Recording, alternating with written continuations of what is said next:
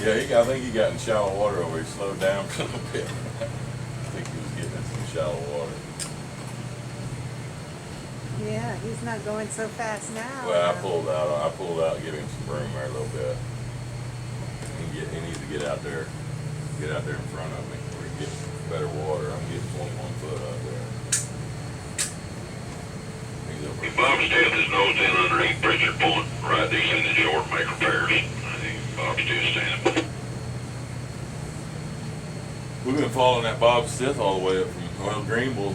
We've been running in a pack of boats, about 7 or 8 of us that stayed pretty well grouped all the way up through Memphis. But then we've kind of spread out a little bit. A couple of us had tow work and stuff like that. So, but that Stith up there, he was running with us. Quite late enough to go to the one we were working with.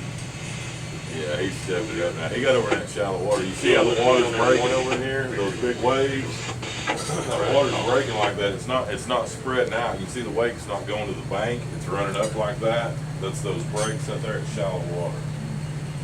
It's real shallow water. Yeah, I think he was sweating. You think he was? I think so. He said something about NASCAR racing or something Yeah. when he came around the corner. Well, he had the choice of stopping and waiting until we got up around the turn. He had that choice. I mean, he brought it on himself to come up around that side, come around me that way. He knew I was going to be sweeping around, so. But yeah, he's out in front of me now. He's getting out there in good water, so I ain't worried about it. As long as he doesn't stop. As long as he doesn't stop Yeah. right in front of you. And that happened when we were coming up down below. We were in some shallow water stuff. Eddie had a boat stop, right up in front of him. Not that close, but he was up in front of me a little ways where he had to pull out around him. And when we ran aground down there at Lakeport, there was boats that was coming up right behind me, and they had to pull out around. I mean, you gotta, just watch what you're doing. Look at this and see slowly.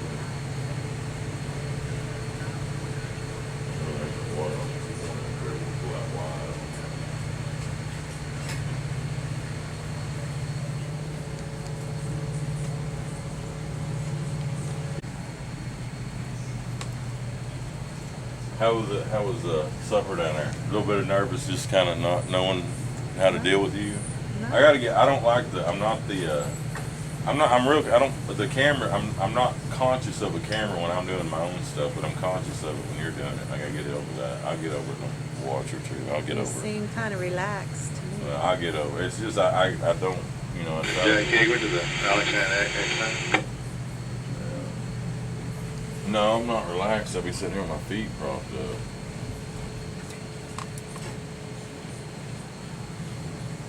These are orders. We've got orders over here. Tell us where we're going, what we got, barge numbers, cargo, stuff like that.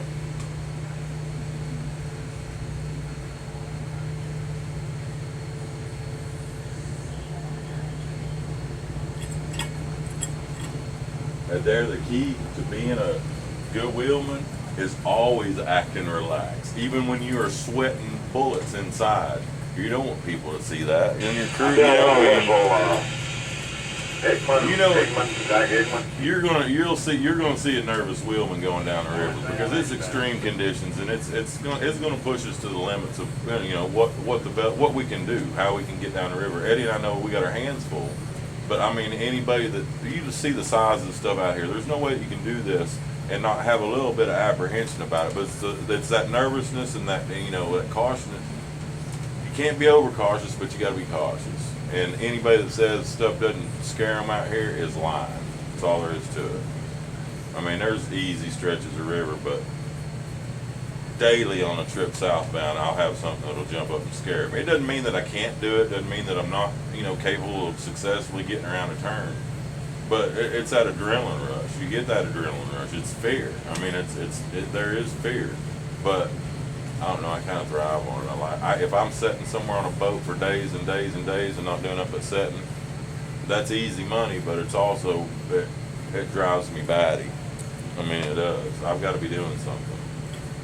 And the challenge of the job. I mean, that's what draws me to it. Making it up the river.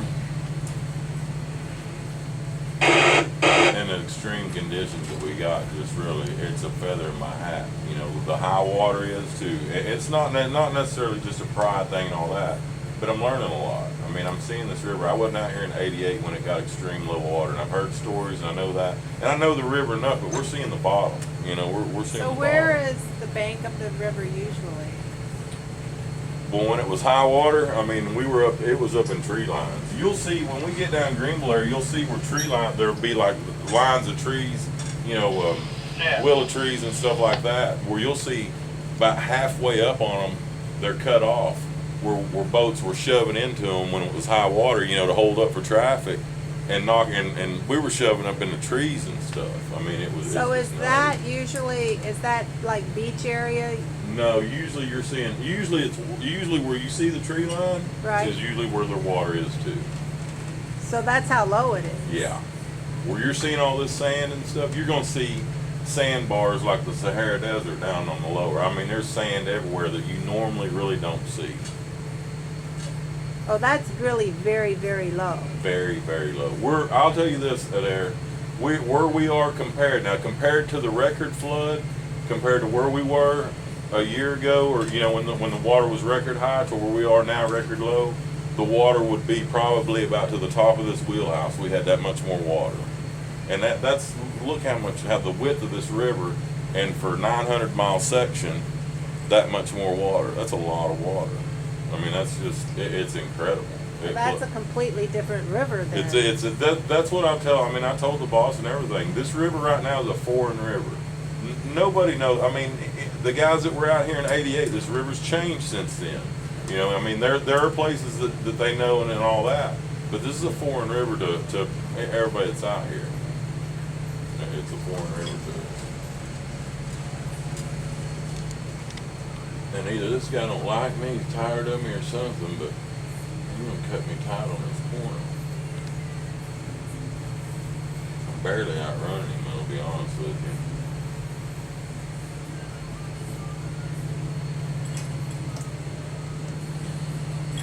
Get a little more juice out of it.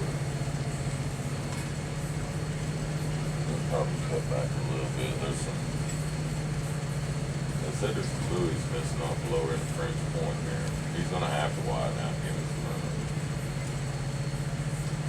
Who, this guy up here? Oh yeah, he kind of cut me a little tight. He could run over the bend a little bit more, give me a little more room, but we've got plenty of room right now.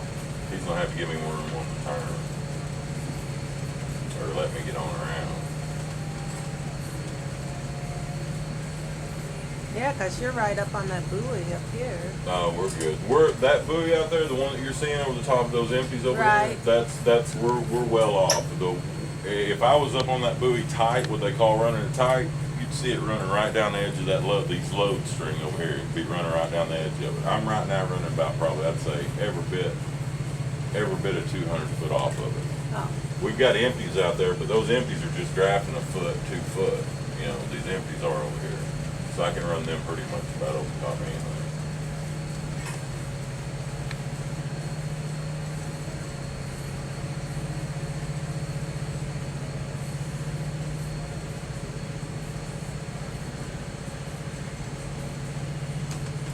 It got hot up here a while ago. It's starting to cool down now.